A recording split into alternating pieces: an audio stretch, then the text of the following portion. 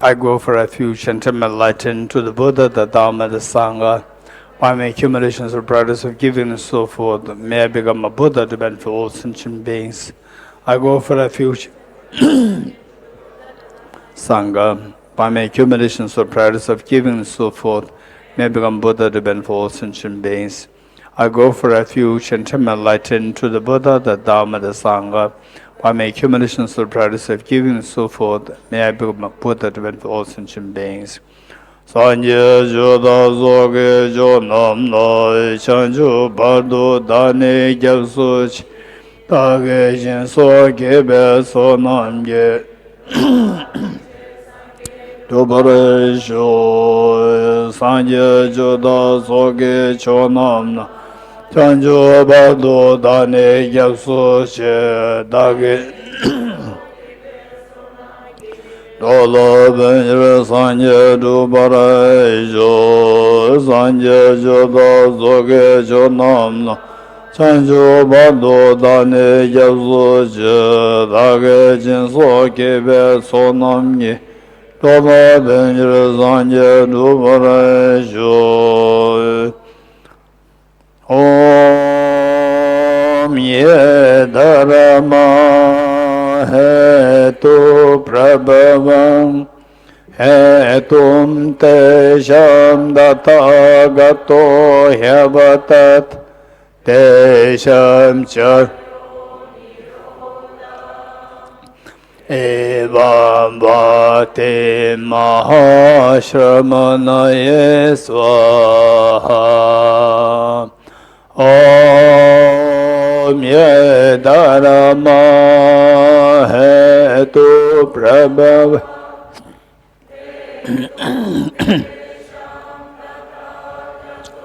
yavatat tesham chayo nirodha evam bhakti mahashramanaye swaha Om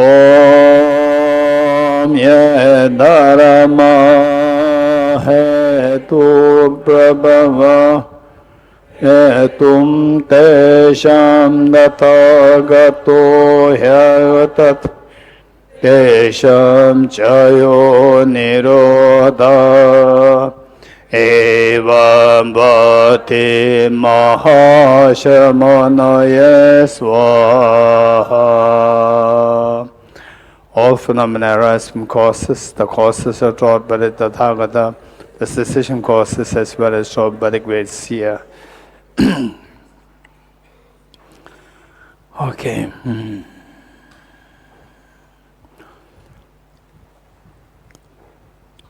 In fact, yesterday a question came up. A question seems quite interesting. About the relationship in the brain and the mind. The relationship in brain and mind. And it's about rebirth, relationship in brain and mind, and then what is consciousness. All these the questions are very serious questions. And I'm just going to give a quick say the present dimension, and then yes, of course, we have to study it more separately or study it more thoroughly. It's not just one few minutes and you'll get an answer. No. First, what it says that that who touches this area about the mind and the brain. One neuroscience touches this area. What is their understanding of brain and mind relationship at the moment? One thing, and then what other traditions are there which touch on this area, brain and mind, and what is their level of understanding?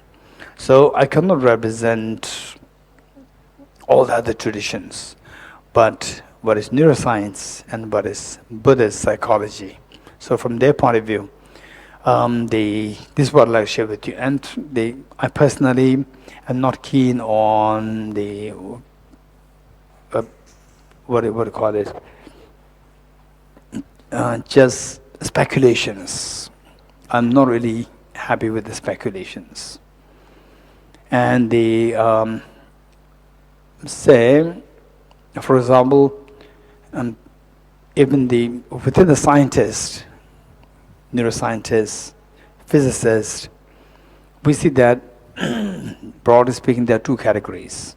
The one who mixes up the reality of science and their speculations, mix up the two and then share and then create books and sell and make money. This is one. And there's a real scientist who does not add any speculations, who just come up with the pure science, physics, pure neuroscience. And what they don't know. This is where we have left. This is so important, not to mix up the two things. Meaning between pure science, what science has found thus far, and the speculations, to make a clear distinction. That is very important. Say, for example, about brain and mind, neuroscience as of now, what is mind? For them, it's the pure gross mind that we are talking about. Empirical mind, the mind which we're aware of ourselves. I'm happy, not happy, okay, he has mental problem, she has mental problem. That is a mind neuroscience touches, and that too based on the functions of the brain, full stop. They don't talk about cosmic consciousness or cosmic something. These are all creations. These are all speculations. It has no relationship with the neuroscience, real neuroscience. Real neuroscience, I met with neuroscientists. I told you, we had a very big meeting in Israel in 2019 on consciousness.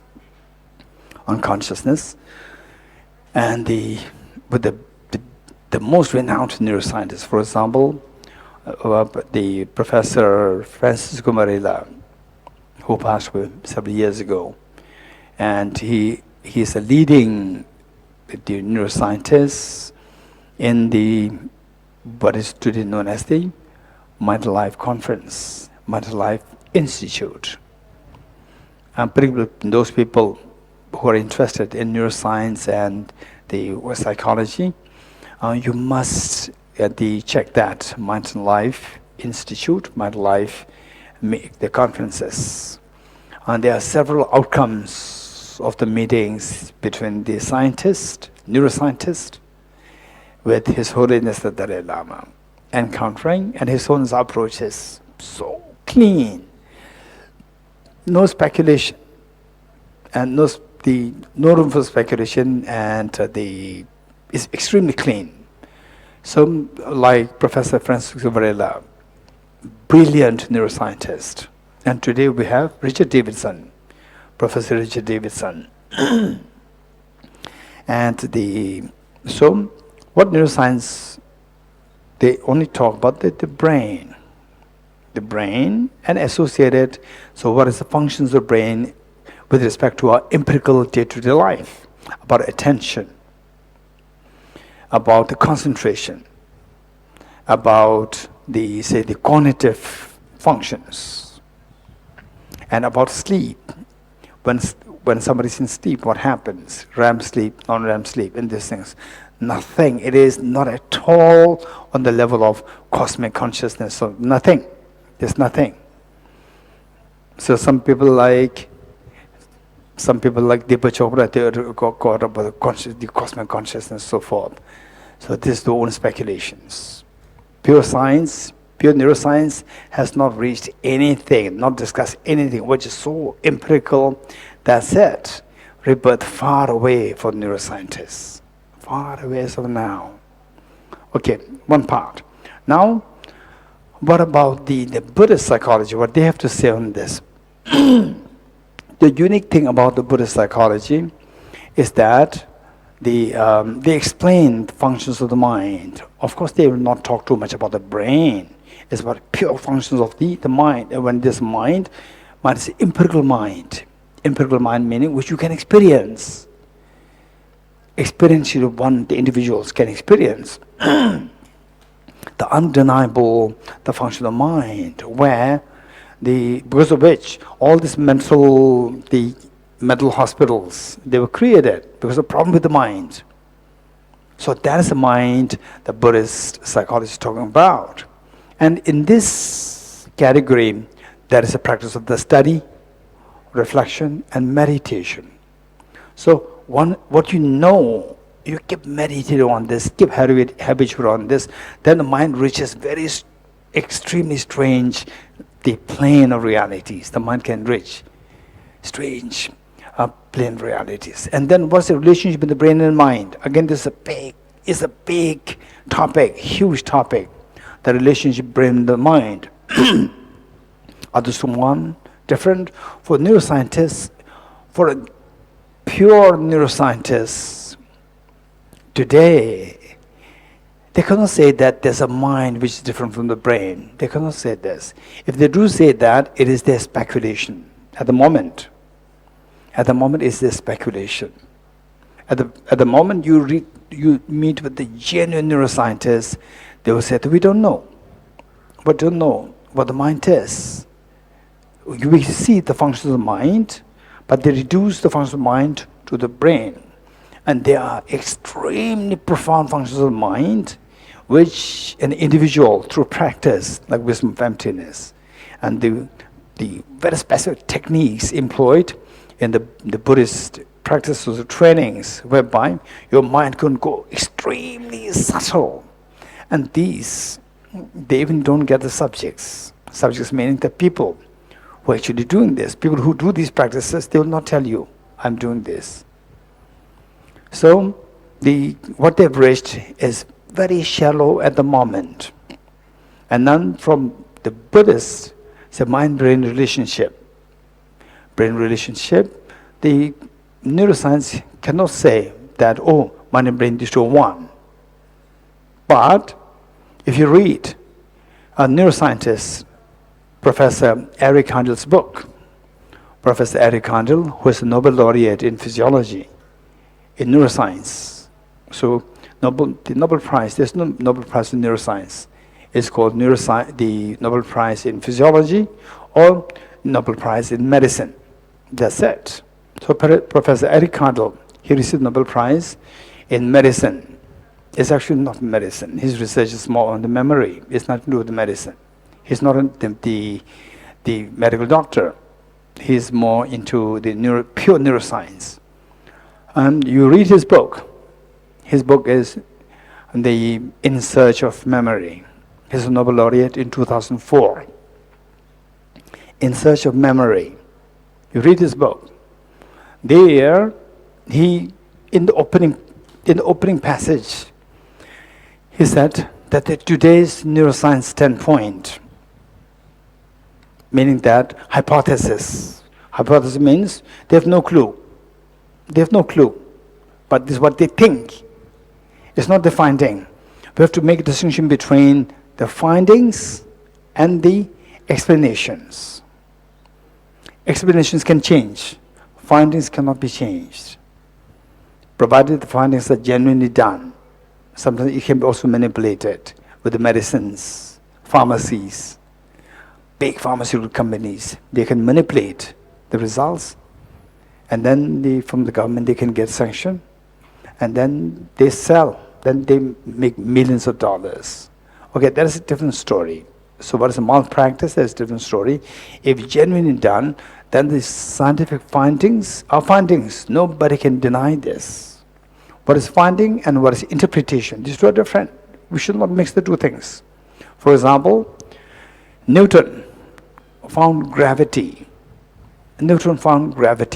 But he interpreted the concept of the absoluteness of time. This is not what he found. He found the gravity. And gravity, what is that, holds true even today. Because this is his finding, not his interpretation. But with time, he said time is absolute. Space is relative. Time is absolute. This is what he said. Then after about 300 years later, Albert Einstein came and he said, time is not absolute, even time is relative. So relativity of time was taught by Einstein. So there was whole revolution, paradigm shift in physics due to the advancement of quantum physics and relativity theory. Why? Because it is not that the quantum physics relativity revolutionized the findings of Newton's. No, findings remain the same. Interpretations were revolutionized, proven that what earlier thought, how earlier interpreted, they were proven to be wrong. So we are not to blindly follow science on the basis of the interpretations of the scientists. Interpretations can change any time, but the findings will not change. We should not mix up the two things. So today, about rebirth, brain and mind relationship, the neuroscience does not have anything to say. But the hypothesis Professor Eric Kandel mentioned in his book, In Search of Memory, he began his book by saying that today, the neuroscientist, the mainstream neuroscientist, what it believes, the first hypothesis, that there's no mind, it's just a brain. Number one. Number two, there's mind, but it's a byproduct or it's the emergent property of the brain, full stop. These are two hypotheses. And there's no proof, it's the hypothesis, this is what they think. This is more of the interpretation. This is what they speculation, what they think, full stop. This is very standard position. They would not talk about rebirth, they would not talk about cosmic consciousness, so forth. No, not at all. This is a standard neuroscience. And then people can come and then people can come under the facade as a neuroscientist, maybe with degree in medicine, like what is that, Deepak Chopra, with a degree in medicine, come and then say something as so like it is a standard neuroscience position. It is not. It's not. Even big neuroscientists, pure neuroscientists, they may talk about consciousness. They may talk about rebirth. According to their belief. If they belief is fine, was wrong. But it should not be mixed up with the findings of the neuroscience. This is very important. So many people, they cannot distinguish the two. Oh, this scientist said it. For example, like Professor Roger Penrose, again a Nobel laureate, I think 2023. He said that before Big Bang, there should be the other world systems. There should be something before. Big Bang cannot be the origin, the beginning of everything. It cannot be. But he has no proof. It's simply his own point of view. His point of view can be shared. Michio Kaku, Professor Michio Kaku, he's a physicist. But he's multi-skilled, multi-talented. He wrote The Future of the Mind. The book, Future of Mind, is extremely beautiful. It's amazingly written, well written. It's neuroscience. It's about neuroscience. So there, he talked about, if you really wanted to know what the mind is going to be like and what the standard position in neuroscience, you read this book. What Michio Kaku wrote. Michio Kaku is of the Nobel laureate level in physics. Brilliant physicist and brilliant mind. And he got all the neuroscience data. He got all the neuroscience data from his neuroscientist friends. So why I like his book is it is not speculation. It's full of facts there. Therefore I like his book. So let's not mix up two things. Facts, the findings of neuroscience, findings of physics versus the explanation and the speculation of the scientist. These two are different. Don't mix up two things. And if possible, I would suggest that the young people who are into neuroscience, physics and so forth, I would say they build a habit not to speculate. Not to speculate, and not to just give your thoughts. If you want to give your thoughts, qualify that. It is my thought, it's my personal view. Don't present as though like it is the modern science presentation, modern science belief. Don't take it like this. This is my suggestion. So, even with Buddhist philosophy, where I'm very sure that this is what I've learned, I said that this is Buddhist philosophy, where some areas where it is not too clear and of my own thoughts, I say these are my thoughts. We have to make a very clear distinction. In other words, don't fool other people. Don't mislead other people by bringing your thoughts, or you even don't know what's the difference between the neuroscience findings and neuroscience explanations. And you bring them, mix them up and say that this is what the neuroscience said. No, that's not true. So, about the brain-mind relationship, say if you really want to talk about the brain-mind relationship, today the neuroscience, it cannot speak. A true neuroscientist would at the best say that, like Professor Eric Handel said, this is the standard belief of neuroscientists today. No mind is just a brain. Or there's a mind which is the emergent property of the brain, full stop. Or means they're not sure. Or means they give two options, which means it's not their finding, it's their speculation. You're getting it? So this, at best, you can say this is the belief of neuroscientists today, standard neuroscientists. Now, from Buddhist point of view, what's the standpoint? Brain, mind, these two are different.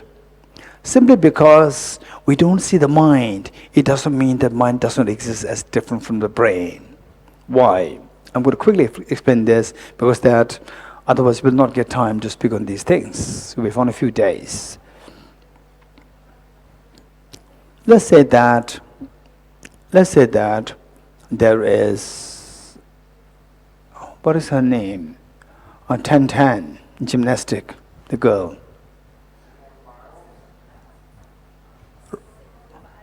No. 10-10, there's one which happened, I think, in the 1960s and then 70s. From Romania. Nadia Comaneci, yes. From your country, which country? Romania, Nadia.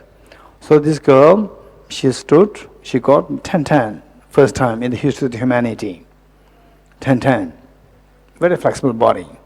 So imagine that you are meeting her for the first time, and her body is like what? Very flexible, extremely flexible. Not now.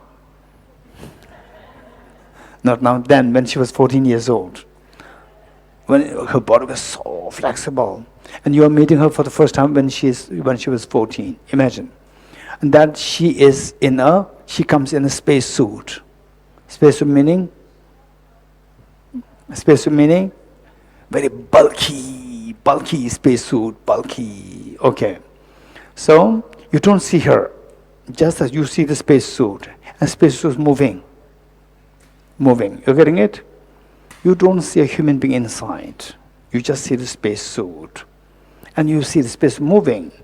Don't say that there's no human being inside, although you cannot see that. But what made the space suit move is the person inside this. Number one. Number two, that if I ask the Nadia in the space suit to perform your skill 10-10, she cannot even score 2 out of 10 with this space suit. You agree? She cannot even perform 2 out of 10. Why? This is the one who scored 10-10 at age 14. She's still age 14. Why not she perform this? Because of the restricted by the space suit. So the space suit is like your brain, and the person inside is like your mind. The person inside you cannot see, and the mind you cannot see. But the space suit moving because of the person inside. Brain is moving, operating so effectively because of the mind inside. Next, and how do we know that? How do we be very sure that there's a mind there? Okay, all these gadgets, the laptops, however sophisticated the laptops are, laptops purely physical, brain is purely physical. You agree? Laptop is purely physical, brain is purely physical. Laptop is a physical computer, brain is the computer in flash. Brain is a computer in flash. And your computer laptop is a computer outside physical laptop. These two are both laptops, both computers. But your laptop requires somebody to operate on this. Your laptop requires somebody to push the button and then it operates. Your laptop, of the flash laptop, it does not require somebody to press on it. It operates on its own, self-operation. Why? There's an operator there. Mind is your operator. It does not require somebody else to operate on you. There's a mind which is operating on you.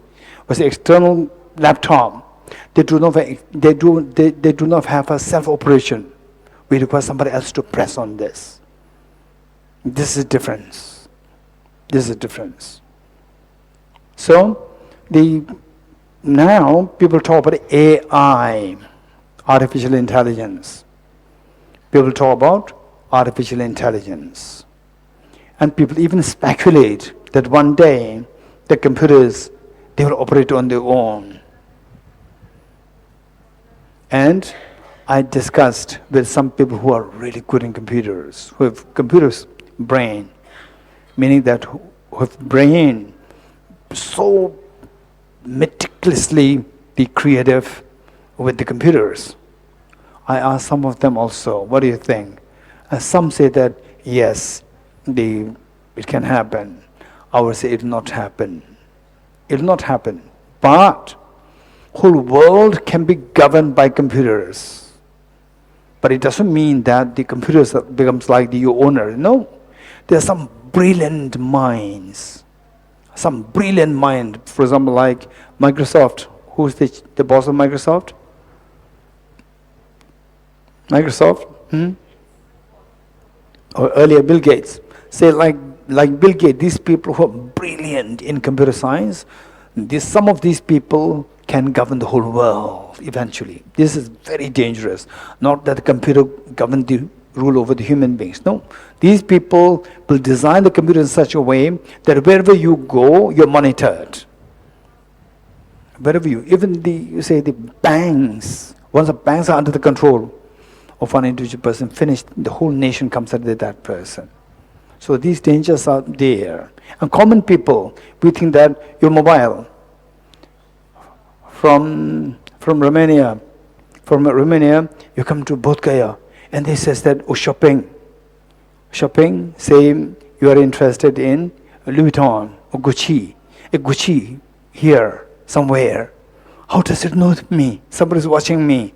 No, it's all algorithm set there. And these people, and who see that where like millions are operating, these Microsoft people, they're watching you. Only when you are operating on the millions of dollars, then they will watch you. You're getting it? And they will manipulate you. That will come later, don't worry. So this is what I'm saying. In fact, in future, only few people, we talk about AI. It's very dangerous if the governments today don't take care of this. Few people can rule the whole world. Few people can rule the world in the future. The governments all will become redundant. All will become redundant. And the fights over we are one country, we are a different country, they all become redundant. We all will be governed by only few, I don't know, not kind, brilliant people. They will just, with the computers, they will just govern the whole world. And nations will become redundant. The borders will become redundant. Okay, so in other words, what I'm saying is that brain and mind relationship, we have to study separately. This is an extremely important topic. But if you want to say something on this, say that these are my thoughts. Don't say that this is Buddhist thought, this is neuroscience thought.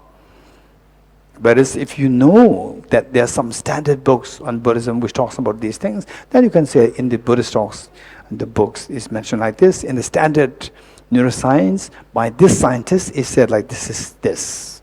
This you can do. Otherwise, You can present your speculation, there's nothing wrong in this, but don't give the presenter the impression that this is a standard neuroscience perspective. This can be very misleading.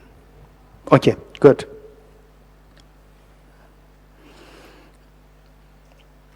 So, the point is that the same as per the Buddhist psychology, when a person dies, the body is left behind. The body is left behind, and the mind, the body cannot sustain the person anymore. So the person's mind will be ejected out of the body, and the mind will travel to the next life. It's not that the mind will disperse to everywhere, and it goes to the atoms, so forth. These are all speculations.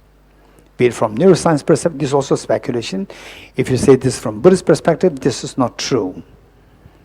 So that the mind, when the body cannot sustain the mind, then the mind is ejected out of the body. And just for information, because that I don't want to go too deep into this, just to make you get some idea what's meant by body-mind difference. This one is known as the the practice of the transference of the consciousness. Practice of the transference of the consciousness. It's a very interesting practice. But don't learn this. Because there's one great Bodhisattva, Ralozawa, the great master Ralozawa.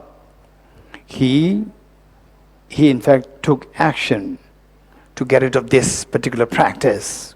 Because this practice can be very, very misleading. It can mislead many people. It can exploit many people. But this practice per se is amazing practice. So I'll give you two interesting stories which happened in 11th century AD. So what I'm saying is that these anecdotes will tell us, will give you idea. No, it'll not prove. It'll give you idea. It'll give you idea what is meant by mind-brain difference. What is meant by the mind ejected and mind travels? What is travel to take birth in another life? What is meant by that? You're getting it? And scientists far, far away, neuroscience far, far away from explaining these concepts. You're getting it? It's just on the gross, in the gross level of the function of the brain at the moment. Even I would say that out of 100% of the brain's functions, even 20% not yet reached by neuroscience today. Not even 20%. But it's a huge step, huge development, a certain development in neuroscience over the last 100 years. There's amazing human development of the neuroscience. Okay, so with this what happened was that in 11th century, there was one teacher by the name Geshe Marpalozawa. Geshe Marpalozawa, and his son was going to be Dharmadode. His son was going to be like the heir of his father, and the father was a great, great master, tantric master. And his son was extremely bright, and he also goes in this direction of the father's the Dhamma practice. And the son started to gain popularity. And what time this son, he met with a extremely bad accident. Bad accident, he fell from the horse and his skull splashed. And finally he was taken to his father. And of course, his father is so famous, popular, many students. And the students were among the students, some were very skeptic. Skeptic students always there, not in the past in Tibet everyone's so loyal. No, some students are very skeptic. What's skeptic with what? That it is said that this teacher, Geshe Marpa, the father, he had this power to to eject his consciousness, eject his mind to another body. So this power, this practice, this teacher has, he is renowned for this practice. And then because the father has this, and the son is going this direction, the son also should have that. And it says that son also had the same power to eject his consciousness. And some very skeptic, many people they're crying because that he's the hope as a continuation of this great master's tradition. And now he's dying and the master is getting old.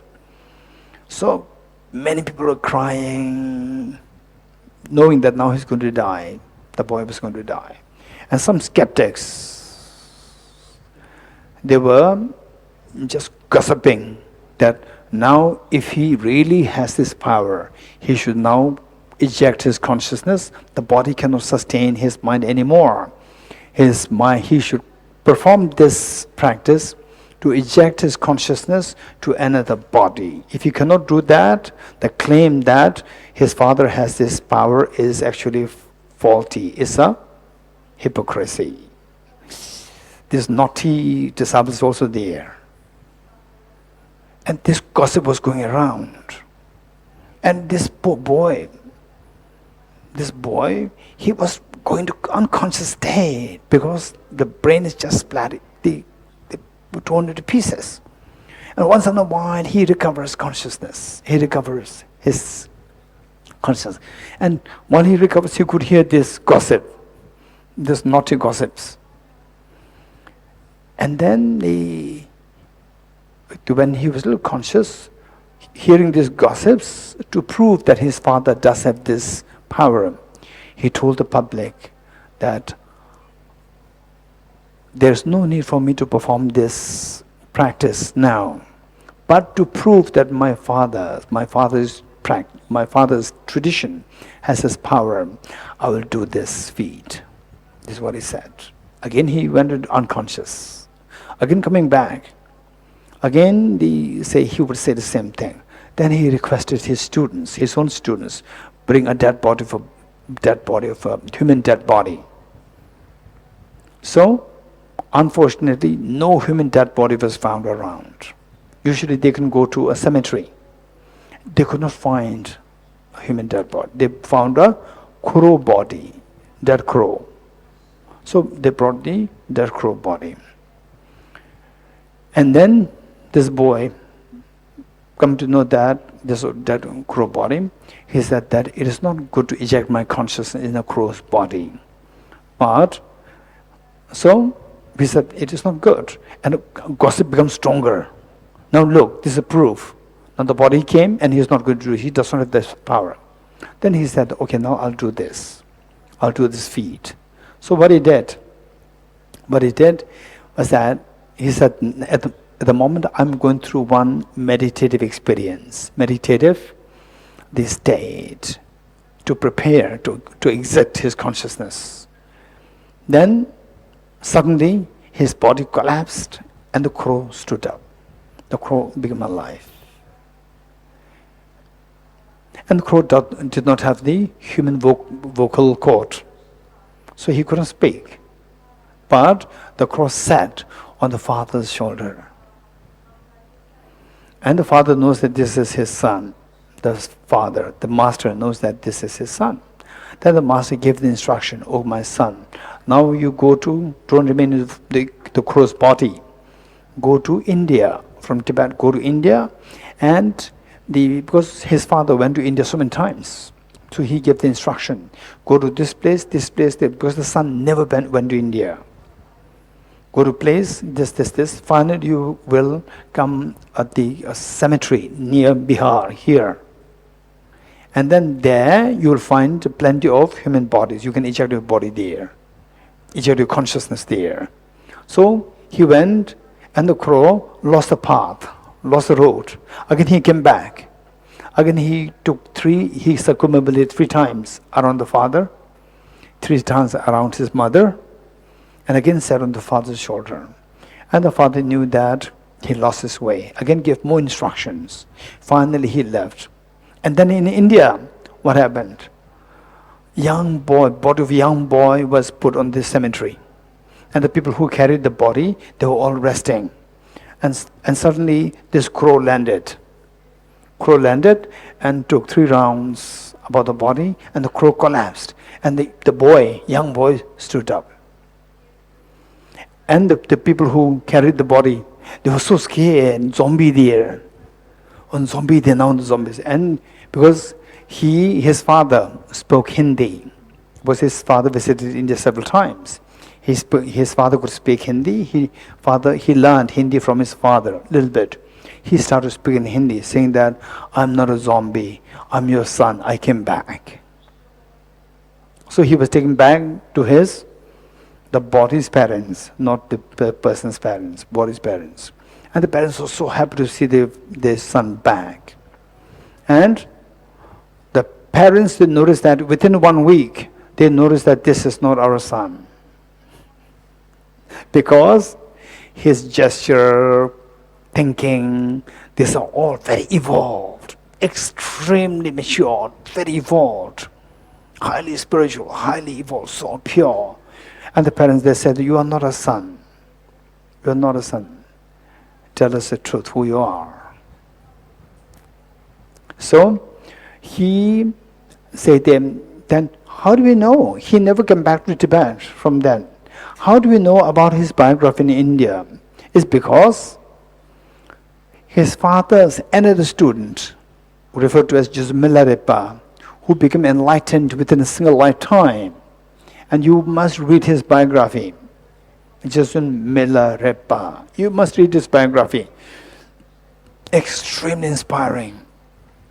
So, his father's student, Geshe Milarepa, who was actually helping him when he met with the accident. So this Geshe Milarepa, one of his students, who was again not too happy with the teacher, Geshe Milarepa, he was showing so much of desire to go to India to learn science. Science meaning, in those days, the sciences and literature. And his name is Geshe Rijungpa. Geshe Rijungpa, he was multi-talented, multi-skilled. So he came to India and he got this information about this son of his master's master. Through him, he came to India. So he learned this and then he brought this information to Tibet. So this boy never came back to India after this, and he became a great tantric master in India. And his name is Tapo Sangage Dongpo. This is translation of his name in India. Tapo Sangage Dongpo is like the tantric tree of a tapu, meaning a bird. Tantric ground of the tantric base. A bird with a tantric base. A bird with a tantric base. Because he came as a bird. He came as a bird, and the bird collapsed, and the boy got up. So they knew that it was actually that bird. And bird was actually the son of the great master. So this one story is very interesting story. So there, just learn this. You don't have to think, mine must be different. And now from the story is very clear. No, don't be too quick. Don't be too quick. Learn these stories. Then you'll be fascinated that there's another world which neuroscience is far away from. You're getting it? It's very important to know these facts. Number one. Number two, I'd like to share a very interesting one. The master, the father himself, when he was coming from Tibet to India, perhaps the last time visit to India, that was way before his son met with the accident. So when his father was last visiting India, from India there was one teacher, Lama Atisha Dipangara Shri Jnana, or Tibetans call him Dorji. Dorji was coming from India to Tibet, and he was going from Tibet to India. They met on the way. And both of them know about each other. And Dorji was visiting Tibet for the first time. And then this teacher, Tibetan master Geshe Marpa, two of them met on the way. And then Geshe Marpa, because of great reverence to this Indian master, he He bowed and expressed his courtesy.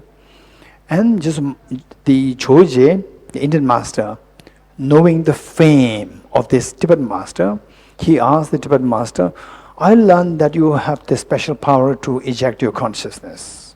Would you mind performing it in front of me? And he said that usually I don't do this, but you are a great master of the dharma, so I'll do it. So he accepted. Then he asked his students to bring a dead body. Again, they found a dead body of a sheep, not a human being. Dead body of a sheep. So, then again he went into samadhi, meditative concentration. And then he ejected consciousness. And his body collapsed. And the sheep got up. She got up and she went towards Dorji. Went there, and then the sheep performed dance. And it is said that Dorji smiled only 3 times in his life. One was that when he saw sheep dancing. So this was the second anecdote. And the last anecdote I'd like to share with you. Last one was a Tibetan Indian master by the name Patamba Sangye.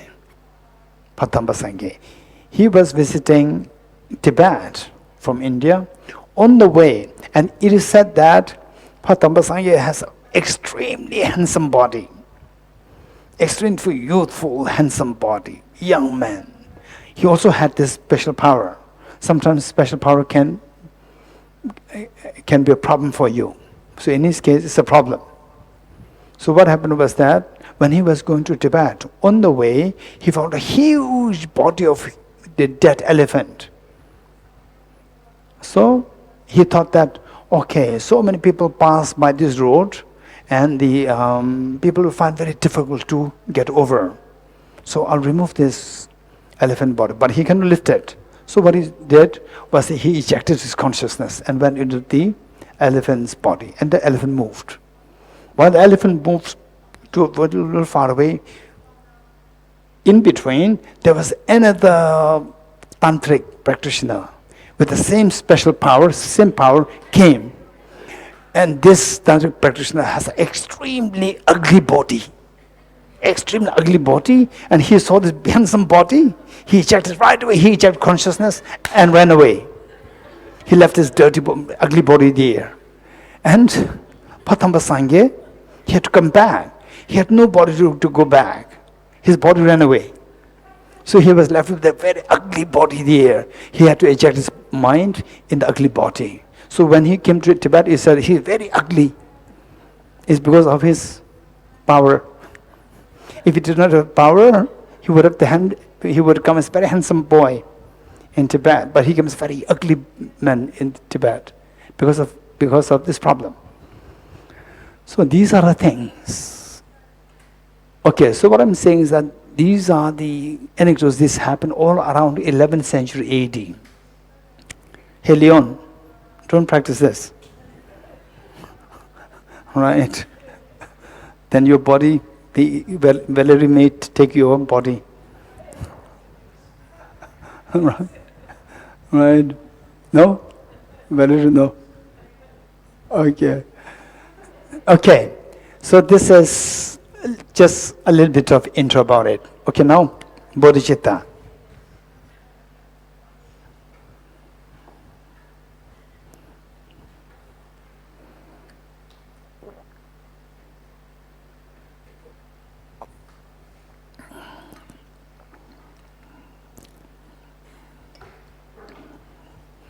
Okay.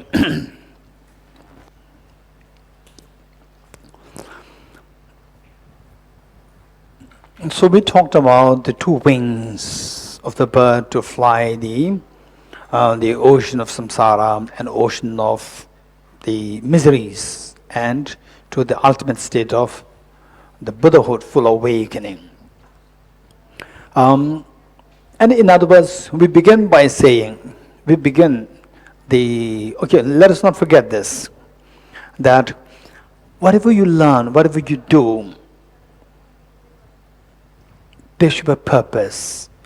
Don't forget it. You don't do things if there's no purpose. For example, in even learning about Bodhicitta, limited wisdom of emptiness, there should be a purpose. If there's no purpose, you don't have to do it. It's simply because that, oh, it's a religion, this is a Buddha land, and then it's very auspicious to do it. No, you simply don't do that because of that. In fact, I must be, I think, about 16 years old when I first went to see the teacher, who later became my teacher, who later became one of my teachers, the most Venerable Lama. So I sought an appointment with him. Oh, Professor Roger, you met him? You never met him. Pamela? No. Okay. And he was a lifelong hermit. So in a school, and you walk about 15 minutes in the forest, wilderness, and there are few hermitages, and he was one of the hermits. So I took an appointment with him, and so my senior, one of my seniors, he actually sought the appointment with my teacher, and my teacher was expecting me. I went there at the time. I was just 16 years old, 2 years younger than Rishi. 2 years younger than Rishi. When I sat there, my teacher, my senior must have informed him that, oh, there's a boy who wants to meet you, he's asking for an appointment, and he's good in science. And this senior must have explained all these things. And then he, so all kind of explanations might have given them.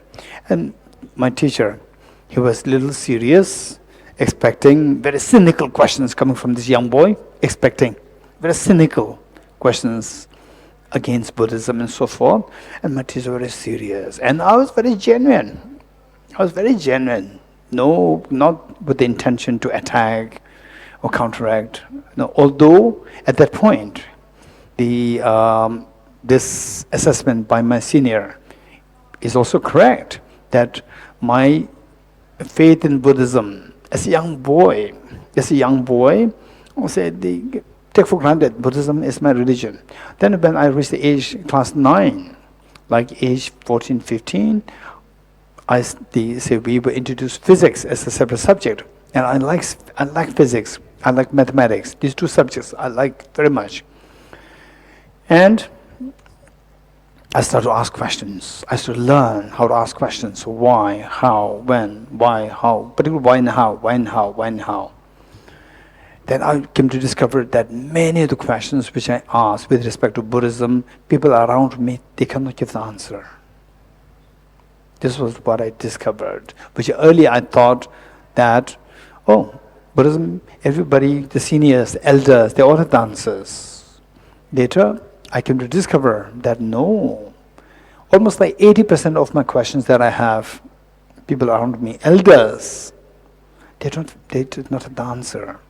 Lucky that my Tibetan teacher, he is a philosopher. He's a Buddhist philosopher who is trained in the big monastic university, Venerable Geshe. He happened to be my teacher, and I asked him many questions which others cannot give answer. Answers that he gave, they are so satisfying, so fulfilling. I was saved. Otherwise, we never know. I may not be Buddhist even. I may have quit Buddhism. I was not monk that time. I was just a schoolboy. Physics, chemistry, mathematics, biology, English, Tibet, that's it. These are things that I've been studying. Then this teacher, I think from how the body language of my teacher, I could sense that this my senior must have informed him that he's very skeptical, And my teacher was also a little serious. And I started asking questions to him. Then he must have said, he's very experienced. He must have sensed that, okay, he's very genuine. So he didn't come here to just attack his views. So he relaxed, and he said, Dorji, if you don't have miseries, if you don't have suffering, you don't have to practice Buddhism. Let's not forget it. If you don't have suffering, you don't have to practice Buddhism. Wow, this is amazing. It just made my mind so much at ease. It just relaxed my mind. That's amazing. So I have all these questions, seeing that this is my tradition, my religion. Now there's somebody with authority in Buddhism telling me, I don't practice Buddhism, I can quit Buddhism if I don't have suffering. Which means that I should not hold to Buddhism as my religion. It should be taken as a medicine, not as my property. My property is a problem because it is with points which I don't find any answers. So it just made my life so easy. So let's not forget it. If there is no purpose, don't hold on to Buddhism. Don't hold to anything. Just quit. If there's no purpose. So whatever we do, yes, whatever we do, we try to do with a purpose. Say, for example, I drank this juice. I drank this juice to quench my thirst, the purpose. So likewise, even the story of Bodhicitta, make sure that there's a purpose there. What's the purpose in this question? So do you all agree with me that our life, finally everyone has two purposes. If I ask, what's the purpose of life? People will come with different answers. If there are 100 people, there are 100 different answers. Or minimum 20, 30 different answers. Reasons? But if I ask the second question, okay, can we put on these fans? Because some people, they're feeling hot.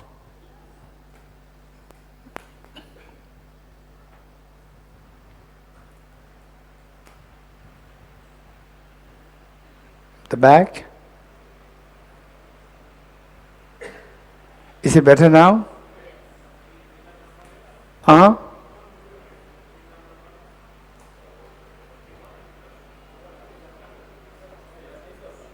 Ah.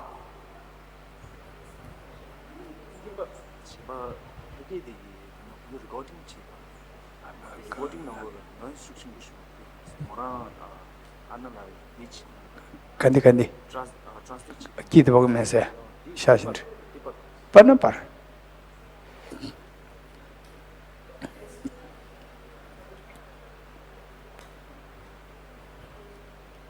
Is it better now?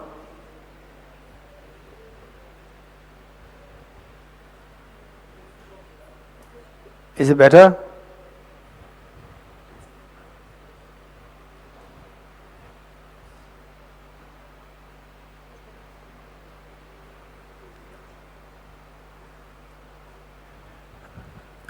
Okay, Tanishumla, is it disturbing to you? If you put it on, it's fine. Raven, the on. Raven, just put it on, let us try.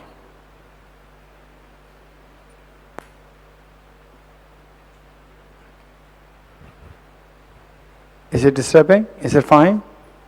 Better? It's fine. Okay, this one. Ravenla, this one.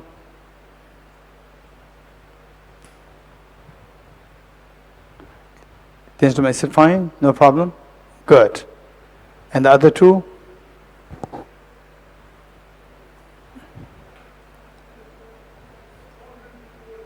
Huh? So it disturbs you. Sound. You don't want. Okay. Okay, then put it off. Ravenla, off.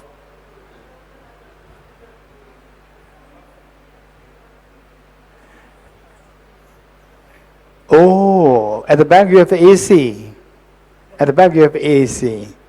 Okay. So this one you want it? Thomas, you want this fan? You don't care. About others? Others? Is fine? Huh? The one with red shirt? One with red shirt? One with red shirt is good? Fan is good? Good. Okay. So here, fan is good or no? Oh, you have AC, no need of this. Put it off. Pamela. Good. This one, you have AC here.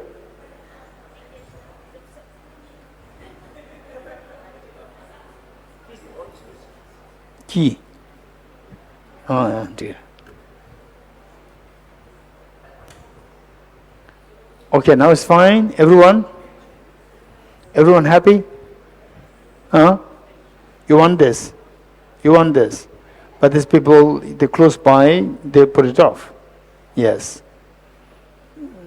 Okay. You're good. So now what we're saying is, the instrument is fine for you? Good. Okay. So what we said is the purpose of life. Purpose of life. The purpose of life, do you agree with me that it all boils down to two? One, that I want to be free from stress and miseries. You agree? You agree? Good. Number two, I want to expand my happiness. I want to have the greater and greater happiness. You agree? Okay. Just tell me, anyone, do you have any other purposes, not these two? Yes, Thomas. Huh? What is that? Knowledge. Okay. So why do you want knowledge? Okay, look. Somebody said that I have another thing which I want, purpose, which are not included in these two. No misery and no misery and expansive happiness. That's the third one. So look. Okay, pay attention. Pay attention.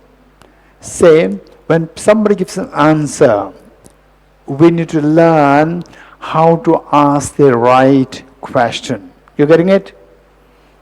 When somebody gives you answer, we need to ask if you are not happy. If you're happy, that's fine. If you're not happy, you need to learn how to ask the right question with the economy of words. Less words, so that the question will become very striking. You're getting it? This is known as skill in articulation. Articulation skills. You have to build this. So Thomas said there's another, the aspiration, which I say is a purpose of life, which is not included in these two things, fearlessness and maximum happiness. What is that? He said knowledge. You're getting it? Now, from my point of view, I believe that these are the two. There's no third. I believe. Because I don't believe in a third, and he said, yes, there's a third, so I have to ask a question. I have to ask a question to make sure that the other person understands your question so well. This is known as articulation skill, to ask the right question. Okay, so my question is, why do you want knowledge? Okay, listen, this is very important, and let's see. To be free of miseries and to know the best way to become happy. Yeah. So, the knowledge is the best way to become happy. Yes. Okay, did you understand it? Because the knowledge is the best way to become happy. Again, it's happiness. If happiness is involved, then knowledge is redundant. So for happiness, again it comes down to the happiness. You're getting it? Okay, now Leon. I would say the same. So, now you I would give up. very similar to what Thomas said. I would say truth. Now you give up. What? Now you give up. Only Yeah. That Only it two. includes in this too. two. Okay, good. Yeah. Is there any third choice? Is there any third? Wow, Valir, I'm a little scared. Okay. Стать мудрой.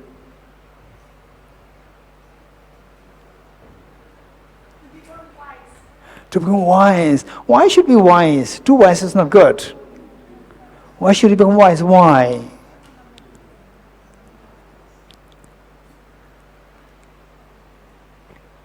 Ну, наверное, чтобы применять знания. To use knowledge. To use knowledge. For what?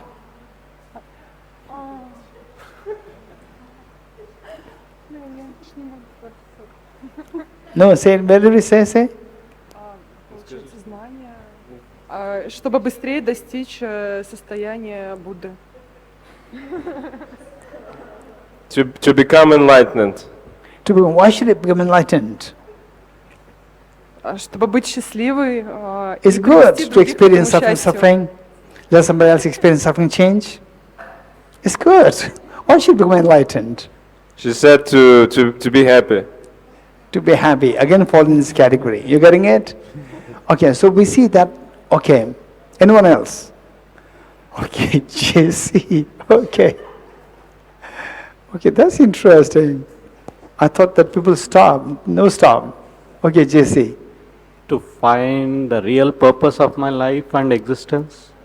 The purpose of life is to find the real purpose of life. What's the real purpose of life? I have to find out. Huh? I have to find out in this lifetime. You don't know it yet. I don't know yet. So it's not the third category. It could be third category. No. The point is that I asked if there's a third category and you said yes. Yeah, this is the So what you said should be the third category. to understand Because the you're real, not sure. No. Don't come just for the sake of argument. You're getting it? I always say this is what I personally believe. In that when you say something, the best philosophy is when you say something which you believe in. You're getting it? If you say something for the sake of argument, it's pointless. no, it's not for argument. No, so say you become happy if you find the purpose of life. Happiness is not my purpose That's of not life. my question. No. My question is, are you happier? Are you happier with food or without food? I didn't experience that. Or you want to experience? Don't worry. You want to experience it? Don't worry. Ravyanla, no lunch, Don't no worry. breakfast. Right? For JC, no lunch, no breakfast for 2 days. Tomorrow is very good. I'm not eating breakfast. Tomorrow is very good. Tomorrow, let us all see that CJ doesn't have breakfast. We're all together. I'm also with you tomorrow. Last 2 days I didn't have breakfast. Don't worry. Tomorrow, no breakfast, no lunch, right? And dinner, I'll check somebody that you don't have dinner. You getting it? Very good. Thank you. Tomorrow I'll be with you. Yes. All right. Okay. So the point is that these are the final two answers: to get away from miseries to the best you can, and to get the maximum happiness. You getting it? And in both cases, your compassion expands, misery diminishes, and your happiness expands. This is amazing. This is amazing. Let me say this. Your compassion expands, your misery diminishes, and your happiness expands. Number one. Number two, if somebody would ask you, what's the real purpose of life? In the most sophisticated way. Okay, and you check it later on. You cannot check it today. You keep checking it for years and years and years. Perhaps you may get the answer after 5, 10, 15, 20, 30 years. What I'm saying is that the real purpose of my life, if people, just ordinary person ask me, I would say to minimize your miseries and to maximize your happiness. This would be my answer for the ordinary people. For somebody who is extremely learned and experienced, I would say the purpose of life is let the mind feel its true nature. Let the mind feel its true nature. For example, a child in a boarding school. How many of you had experience in boarding school? Raise your hands. As a little girl, little boy in a boarding school till age 14, boarding school. Raise your hands. Okay. The boarding school 1, 2, 3, 4. Okay, 5. And myself included, 6. Others? Boarding school? No. Geshe, no. Okay. 6, 7, 8, 9. There's several of us. Okay, if you have no experience of that, what is meant by the mind experiencing its own true nature? You getting it? Say, when you are in school, boarding school, psychologically you are restricted. This is not your true nature. Psychologically you are restricted. After a few months in school, when you reach home, you feel that your mind simply feels relaxed. How many felt that? Raise your hands. Okay, 1, 2, 3, 4, 5, 6, 7. Hey, and the lady there. And Arman, you felt it? What did you feel? Felt flat when I reached home. Huh? My mind felt flat. Yes. So which means that your mind just feels its true nature. So when you're at home, you behave more naturally. You agree? When you're in school, you have to behave slightly differently. At home, you behave more naturally. How many agree with me? Raise hands. Okay. Right? Say, which is better? When you are in a nice clothes, with boot, suit, everything tip-top, or in a pajamas? Be very honest. Huh? Which is more relaxing? Right? Not in tip-top, right? This is not your true nature. Your true nature is when you're in the pajamas. This is a true nature. You feel so relaxed and ease, right?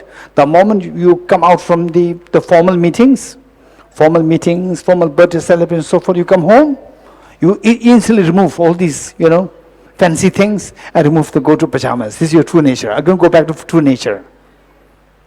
So now, yes, you did it many times, several times. Yes. Say, something true? Yes. So, when your mind, so now let the mind, our mind is restricted. Why? When we go out in all tip-top, it's all because of the conventions. Conventions bind you. The moment you're at home, you're freed from the convention. So you're in pajamas. You're getting it? So likewise, if the conventions and other factors which bind your mind, when they're removed, your mind will behave as true nature without any restriction. Which is better, with restriction, without restriction? Without restriction. Without restriction is known as freedom. Manifesting true nature of mind is the ultimate freedom. This is the purpose of life. This is the purpose of life. Total freedom. That's the purpose of your life. No factor binds you. No factor restricts you. You're getting it? Okay. Say that. Okay. Say that you apply for a job. And in the job, first they are in a company of 100 people. There's nobody who you know. One. Number two, in another job, after a few years, 2 years later, you apply for another job. Again, you felt that it must be the same thing, like 100 people with no one you knowing. And in second job, you see that there are 10 people who you know so well, who are very close to you. First one is better or second one is better? Second one is better. Why? In the first, you feel yourself restricted. Restricted, your area becomes very small. In the second case, at least 10 people you know so well, your area is bigger. Your mind expands 10%. Then the third, after 2 years, again you move your job. And you see that all the 100 people are your brothers, sisters, your school friends, so nice, kind to you. What's your feeling? Which is the best? First, second, third? Third is best, where your mind feels entire room very flexible. Your mind is not restricted. You're getting it? So this is how you have to think, how your mind say, what makes the third the best? Why the first one not good? Anyone? Hey, Ishiomala. Why? Why in the third case you like it? You know everyone, so you feel free to open it.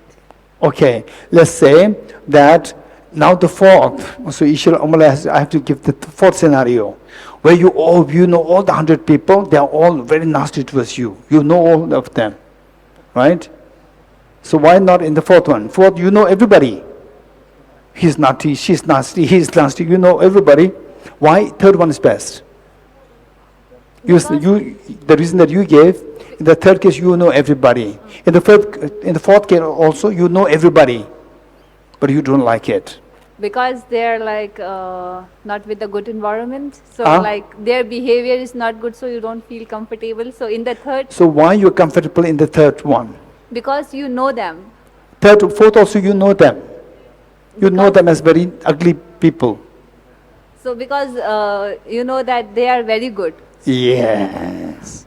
What do you mean the good? Good to you. Good to you, yeah. Good to you meaning affection. Affection, yeah. Affectionate. You're getting it? Affection expands your circle, expands your heart. So therefore you feel comfortable. As your mind expands, restriction stops. When the restriction stops, mind behaves in a more natural way. It expands. You're getting it? So what is Bodhicitta? Bodhicitta is where your mind expands the maximum. This is beautiful, it's amazing. So all these, we need to contemplate on your real life basis and then see the benefit of Bodhicitta. See the benefit of Bodhicitta. This is amazing. You're getting it? Your mind expands. The area, as the area becomes smaller, you become like being imprisoned. The place becomes prison for you. As you love, with the love and affection, it expands your circle. So you feel the freedom. Your mind will manifest true, and restriction becomes less. Less restriction is more freedom. You agree? Less restriction, more freedom. Why? This love and affection dissolves the restrictions. This is amazing. This is amazing. Okay. In this connection, this practice of compassion is so precious. So precious for you. For you. And for others also. For others also. But we should be extremely realistic. Realistic. Don't say that what's the purpose of life? To benefit others. What's the purpose of life? To serve others. These are very precious. But do you really mean it, or this just intellectual? You getting it? We must be very realistic. Meaning that we all have some degree of selfishness. You have to acknowledge that. Acknowledge that from there you start. When you acknowledge the level of selfishness that we have, you have found the ground. From the ground, then you stack. Then the building will become very firm. If you build the house from the sky, there's no foundation. It'll just collapse. So therefore, we should acknowledge who we are. So, therefore, even for your own benefit, compassion makes your mind to be freed from restrictions. Restriction is removed, that is a freedom. You feel the freedom. That is how the mind behaves in its true nature. The true nature of mind, the example given by Aranigarjuna is, okay, if I tell you that you want to read a book, and suddenly there's a power cut, and you tell me that, where can I go to read the book? I say, go to room A. Go to room A. You went to room A, it's also dark. There's no light. No, there's a light there. There's a light there. No, there's no light. Did you see a pot put upside down? Yes. in it there's a light there. Just imagine in room B, there's a pot, and in the pot, there's this water bottle. In room B. In room A, pot, inside there's a light. There's a candle. There's a light. In room B, there's a pot in which there's this water bottle. And you say that in both the rooms there are pots. Yes. In one of them there is light. In one there's a water bottle. So what you do is that, look, this is very, very important. So when it comes to the Bodhicitta, these are examples given by the great masters like Arjuna. We have to understand this. Then you will see that I really need to practice Bodhicitta. Say, you punch a hole in the room B, the pot in room B. Punch a hole, and inside is this. Light from inside comes out or not? No light comes out. And punch a hole in the pot, room A, pot. The light comes out from the hole? Yes, light comes out. Light comes out. Okay. Now, if you break both the pots, the light inside the room A, it will flow towards all the directions. You agree? Good. But room B, this bottle will not flow at all directions. Why? In the case of the candle light or the whatever light inside the pot of room A, why it flows freely? And why this is not flowing freely? Why? For this, do you agree with me? For this water bottle, there's no difference whether it's put in the pot or not. There's no difference. Because its nature, even the pot, it behaves in its true nature without the light. Whereas in the case of the light in room A, the light is restricted by the pot. You agree? The moment the pot is broken, then the light, there's no restriction. It flows freely in all 10 directions. You agree? So our mind is not like this water bottle. Our mind is like the light. If not restricted, it is the capacity to flow in all directions instantly.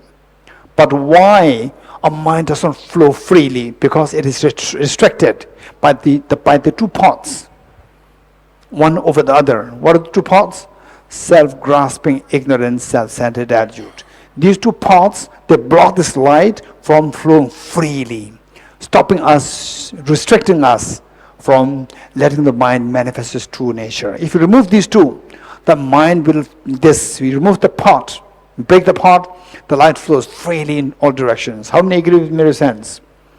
So our mind, that is the total freedom, infinite happiness, infinite ease, without any restrictions. So what stops us from experiencing this is the restriction. What are the restrictions? Afflictive obscurations and cognitive obscurations. Did we discuss this in this class? Did we discuss? No. Did we discuss self-grasping, ignorance, self-centered attitude? Yes. You're getting it? So, there are, okay, now this also connects us to this point. It's very important. Our mind, we want to be free from miseries. We want to have the maximum happiness. How many agree with me, raise hands? Good. So, and who's that? Boys or the girls? The one who wants no miseries and want maximum happiness. Who's that? Boys or the girls? Are the boys? Both. Those in Bodh Gaya or those outside Bodh Gaya? Everyone. Those in Russia or outside Russia? Everyone. Those who are following Buddhism or those not following Buddhism? It doesn't matter whether you follow Buddhism, it doesn't matter. Everybody wants fearlessness and infinite happiness. If you agree with this, the first one, the fearlessness or freedom from miseries, that is technically known as nirvana. Let me repeat it. The fearlessness or freedom from miseries is technically known as nirvana. In a secular context, it's known as freedom. Freedom from miseries. And the infinite happiness, the maximum happiness, In technically speaking, it is known as Buddhahood. Buddhahood does not mean Buddhism. It is a full awakening. That is known as Buddhahood. And in a secular context, it's known as maximum freedom, maximum happiness. Okay. Now, we all have that capacity. These two are there within us. Each one of us, we have these two in the form of true nature of your mind.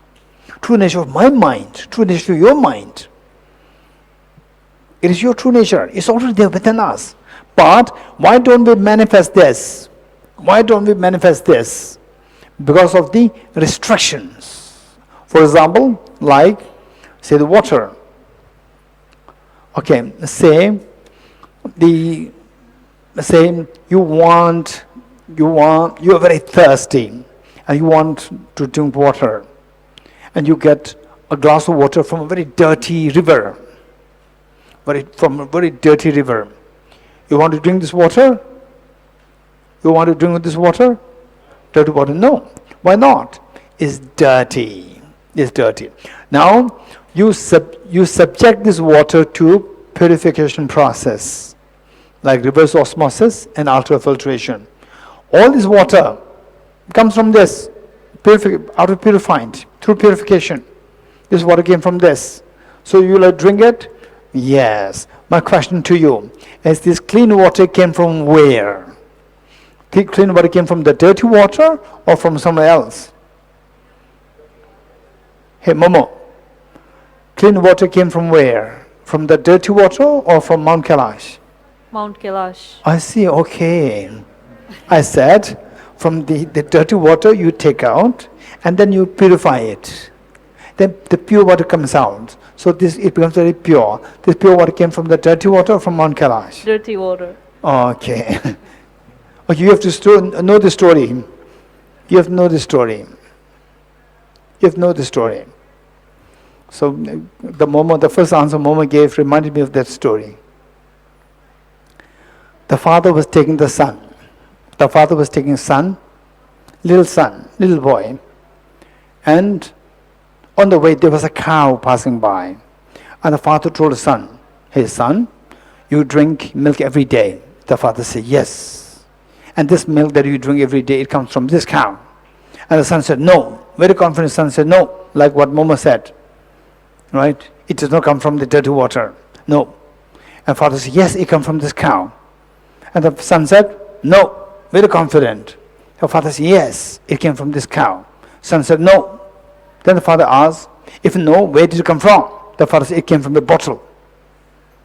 Because he was always getting the water, the milk from this cow, sent to the company bottle it and keep it in the grocery shop, and the mother takes the son there, or the mother buys the milk, and the mother puts it in the fridge, and in the morning the son sees it taken out from the fridge, from the milk, from the cow, from the bottle. So the son thinks that it's not coming from the cow, it's coming from the bottle. So likewise, the Momo thought that this clean water came from Kailash. Right? Or now she realized it came from the dirty water. You getting it? Okay. Look, why this water was not clean initially? True nature of the water, dirty water was clean. Clean. You're getting it? Why it does not manifest the true nature, the purity initially? Why not? Because this purity was blocked by the pollutants. The stains, pollutants. You're getting it? Remove the pollutants, then it will manifest true nature. Purity comes out. You're getting it? Our mind is like the dirty water. Remove the pollutants, remove the dirt, mental defilements, the purity manifests. So these mental dirts, these are what restricts our mind from manifesting its true nature of expansion. What makes us mind not expand is these two mental dirt. Which are the mental dirt? Self-grasping, ignorance, self-centered attitude. Now let's say, I'm taking you to a little technical part, which is very important, which I should have done on the day one. I didn't do that. Okay. So what we said is that we have the true nature of mind is totally fearlessness. There's no miseries, but then we feel misery because that true nature of the miserylessness, it is obscured by the mental defilements. Number one. Our mind also has the capacity to experience infinite happiness, but why we don't feel that is that our mind is blocked from experiencing that by the mental defilements. There are two sets of mental defilements. One which blocks your the miserylessness or fearlessness, and the other which blocks the infinite happiness. Mental defilements, set of the mental defilements which block us from experiencing the miserylessness is known as afflictive obscurations. Let me repeat it. Mental defilements which block us from attaining the fearlessness or miserylessness is known as afflictive obscurations. The set of mental defilements which block us from attaining the infinite happiness is known as cognitive obscurations. Cognitive obscurations. So we see that there are two mental defilements which block our true nature of a mind, which restrict the true nature of mind from manifesting its true nature. So the first one is known as afflictive obscurations, and second one is known as cognitive obscurations. Very good. Afflictive obscurations and cognitive obscurations. And some of you may be wondering, what exactly is afflictive? How can I see that? What exactly is afflictive obscurations? Afflictive obscurations, primarily there are two kinds or three kinds. Afflictive obscurations, broadly speaking, three kinds. One is contaminated karmas. Number two is afflictions. Number three is the active seeds of the first two. Let me repeat it. Afflictive obscurations constitute three kinds. First, contaminated karmas. Number two, afflictions. And number three, active seeds of these two. Active seeds of the first two. Contaminated karmas, afflictions, and active seeds of the first two. Okay. What is next? Hey, what is next? What is cognitive obscurations? Okay. How many of you like to know what is cognitive obscurations? Raise hands. Okay, only a few people. Kim looks very fresh, and David looks very fresh, and Shaheen looks very fresh. Anyone else? Okay. What's it, this girl's name? Astia. Astia looks very fresh. Yes. And Gabor looks 80% fresh. And Chelsea looks 100% fresh. Okay.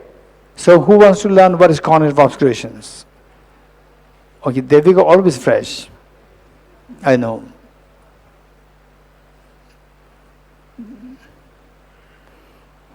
Okay. Oh, hands already up, down. Which means you are not too serious. Okay. Punerji? Okay, wants to know. And Tenzin Yutun? Tenzin Yutun wants to know. Okay, good. If you want to know what is cognitive obscurations, don't remain like this. No, you will not understand it. Right? Not 80%. Right?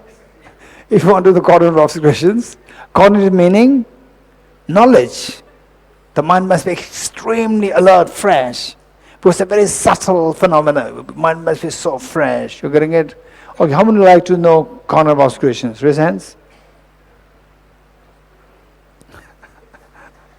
Look at Valerie. Oh, wow, that's amazing. Okay, good. Okay, what is cognitive obscurations? The first, let me say that, okay, somebody smashed a garlic in my glass. Somebody smashed garlic in my glass, and I don't take garlic. And you come to know that, you apologize. I'm very sorry, I smashed garlic in mine. And then you took it, you remove the garlic, the solid garlic, you wash it so well under the water. And now you put your finger in it, you will never see any garlic. You smell it, it still smells garlic. You're getting it? This is the subtle smell. The solid garlic is the metaphor for the afflictive obscurations. And the subtle garlic is a metaphor for cognitive obscurations. How many understood it? Raise hands. You have not understood it. You understood the example. Example will not give you the actual understanding. You're getting it? It's just an example. You have not understood it yet. Okay, how many like to exactly know what is cognitive obscurations? Okay, good. Many of you want to know that. So, somebody should remind me, not tomorrow, day after tomorrow. Somebody should remind me. Raise hands. Who's going to remind me? Okay, Ishamale. But who else? Raise hands. Okay, Archana.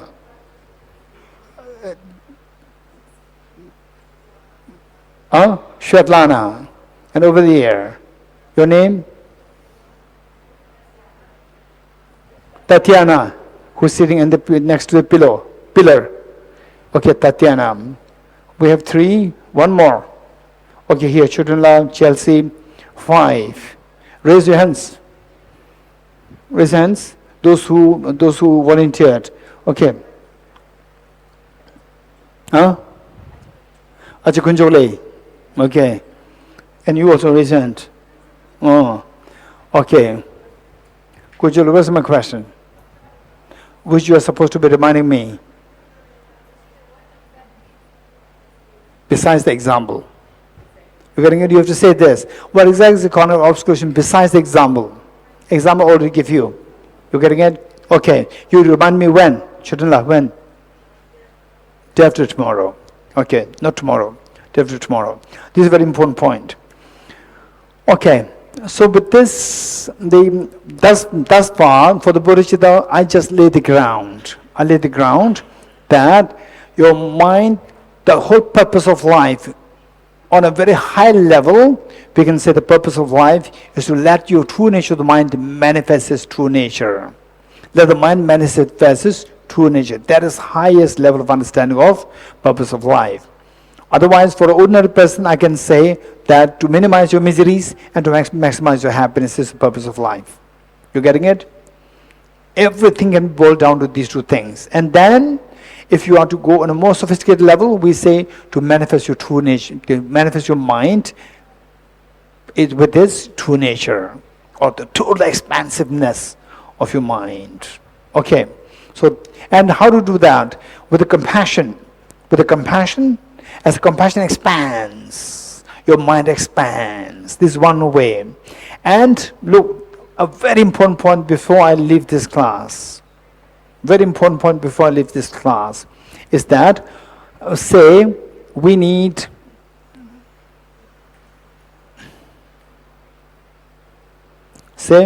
if you have your hands, if your hands are fractured, if your arm is fractured, and you want to practice how to write letters, how to write, and you never know, you have never learned how to write, and you want to learn how to write, and your hands are fractured.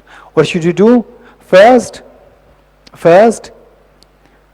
heal the fracture and do the physiotherapy. Number 1. You agree?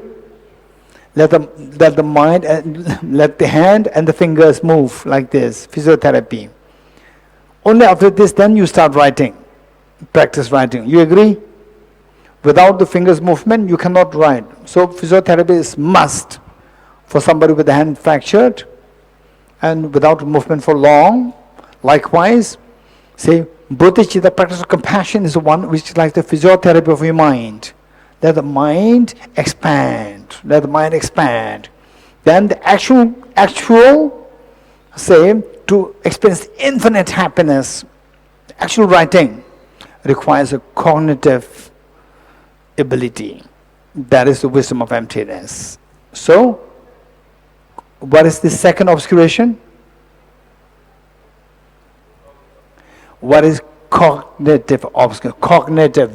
Do you understand it? Cognitive obscurations blocks you from what? Cognitive blocks you from infinite happiness. Cognitive affliction blocks you from, cognitive obscurations block you from infinite happiness. So this cognitive infinite happiness, mind should expand infinitely. So actual infinite expansion of heart happens with the cognitive transformation. But before that, we need physiotherapy of the Bodhicitta.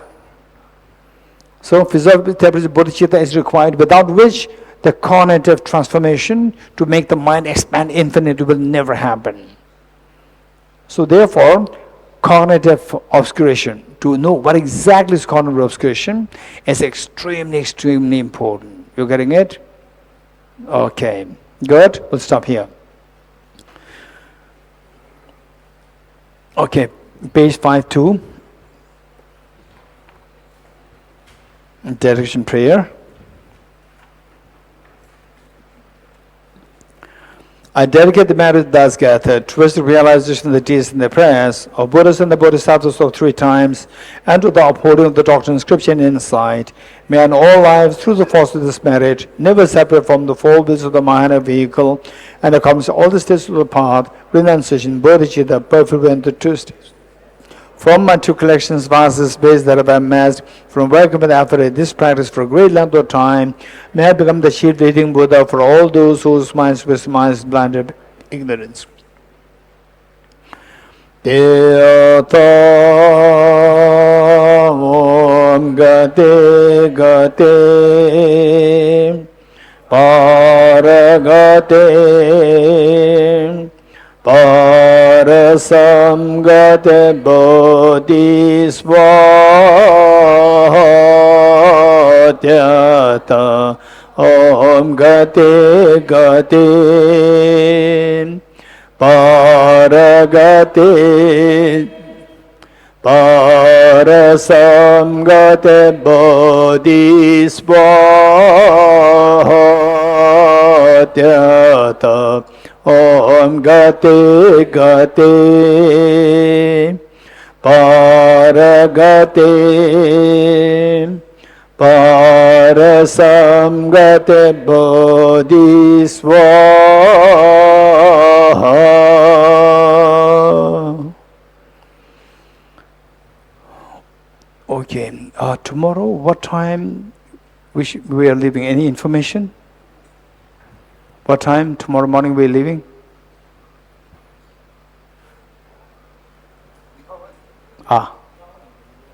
Lenches. Kunzu lenches. Kunzu lenches are. Kunzu lenches are. Kunzu switch.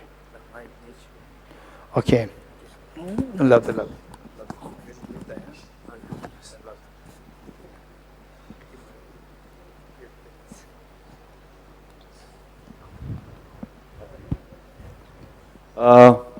Good evening, everyone.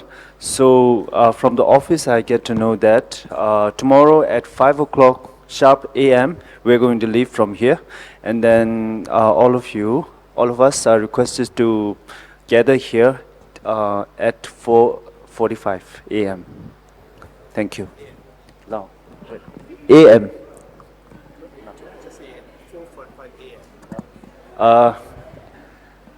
Did you get the timing correctly?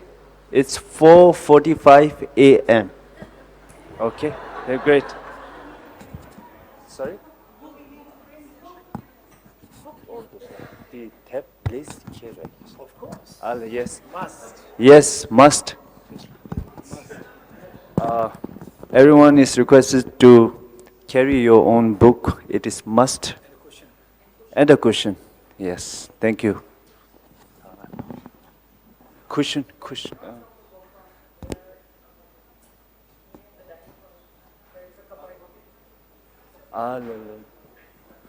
So, cushion condition.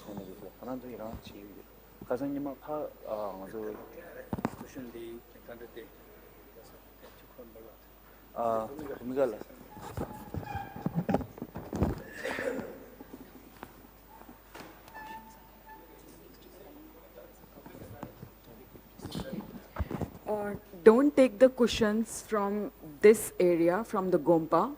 There are Root Institute has cushions. Next to the dining hall, you see a cupboard. There are cushions. So you can take the cushions with you and keep them in the bus.